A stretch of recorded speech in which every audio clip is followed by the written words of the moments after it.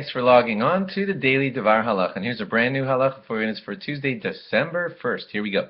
Another one about Hanukkah for you, and it is, if you're putting a lot of menorahs together on a table near one of your main windows of your house, one of the things that you might want to watch for is that it's distinctly clear to the people looking in from the outside, or even from the inside, that they can see what night it is. Like, let's say it's the third night and everybody lit 3 candles, but if all the menorahs are kind of, all in front of each other, then when you look, especially from the outside, you can't see that you're broadcasting that it's night 3 of Hanukkah, because you just see a mushkababble of lights all together. And it would be nice if you can make them all distinct so that you could see there's a menorah with 3 lights on it. It's the third night of Hanukkah. If possible, that's how it should be arranged.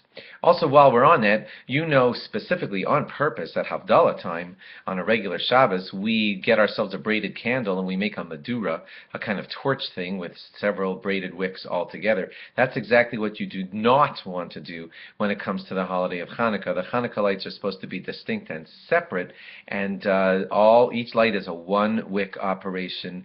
And that's another reason, if you wanted to just float a bunch of wicks together, in a thing of oil all together, you could be close to having the problem of a Menorah that it's looking a little bit like a torch with just a bunch of lights all over each other. So you know where we're going with this. They're distinct, they're separate, and each one is 1 wick, distinctly separate from the wick that's next to it.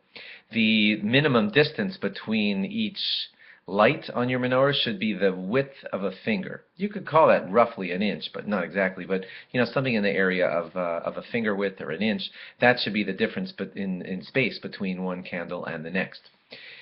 You know that in America, a lot of people light their menorah at a window, a prominent window that leads to the street. I want you to know that throughout the ages, the custom, where possible, always was that people would light the menorah just outside the doorpost of their front door of their house, or the front door of their yard, if they had a yard and a gate, let's say, at the front of their yard. That leads to a tremendous amount of pirsumi nisa, or broadcast of the miracle, if possible. It's not always possible, because your menorah could be stolen if you left it outside, and that's one of the reasons why the custom has become for many people to put it inside, also because of weather. But if possible, it's still a very nice thing if you could arrange it to put it outside your door. They sell boxes that are made to hold the menorah inside of them and to block out the wind and to let in some air so that the fire could continuously burn well. So you could think of arranging it that way if it works for you in your location.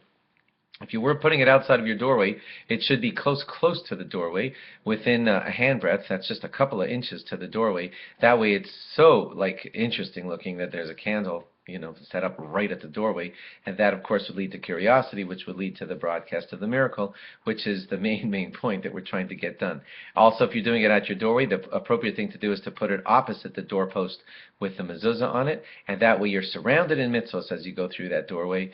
Mezuzah on one side, menorah on the other, and that's beautiful, and that's the way it's considered a great mitzvah setup, if you can manage to do it that way. If you can't, indoors at the prominent window is still fine, and don't worry if you have to do it that way. Thanks for logging on. Log on again tomorrow for more. Bye-bye.